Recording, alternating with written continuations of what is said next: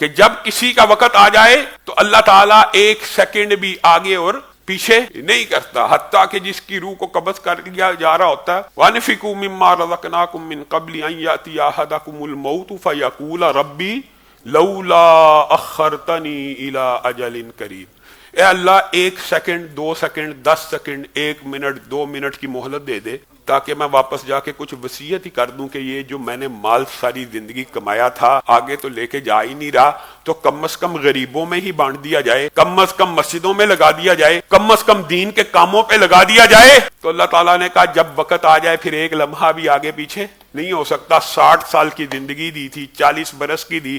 ان 60 برسوں میں تیرے پاس 1 منٹ نہیں تھا جو اپنے بچوں کو کہہ دیتا یا اپنے ہاتھ سے نیکی کا کام اور نیکی کا پودا لگا آتا۔ اس حوالے سے قرآن پاک کی بہت سی آیات ہیں، اینما تکونوا یدرککم الموت ولو کنتم فی بروج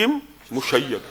ارد گرد عمارتیں کھڑی کر لو، بڑے بڑے بروج بنا لو، بڑے بڑی دیواریں، بڑے بڑے قلعے، بڑے بڑی فصیلیں کھڑی کر لو، تم جہاں کہیں ہو موت تمہیں ڈھونڈ نکالے گی۔ یہ نہیں ہو سکتا کہ تم اگر اتنے بڑے بڑی بلڈنگیں بنا رہے ہو اور اپنے ارد گرد شیشے کے محلات بھی قائم کر لو اور تم یہ سوچو یہاں سے ملک الموت یا جو روح قبض کرنے والے ہیں فرشتے وہ گزر نہیں سکتے۔ اینما تکونوا یدرککم الموت، اور فرشتوں کے لیے یہ رکاوٹیں کچھ بھی نہیں ہے، موت تمہیں دبوچ لے گی۔ قل ان الموت الذی تفرون منہ فانہ ملاقیکم، یہ تمہاری جو موت سے بھاگتے پھرتے ہو نا، موت نے تمہیں ڈھونڈ نکالنا۔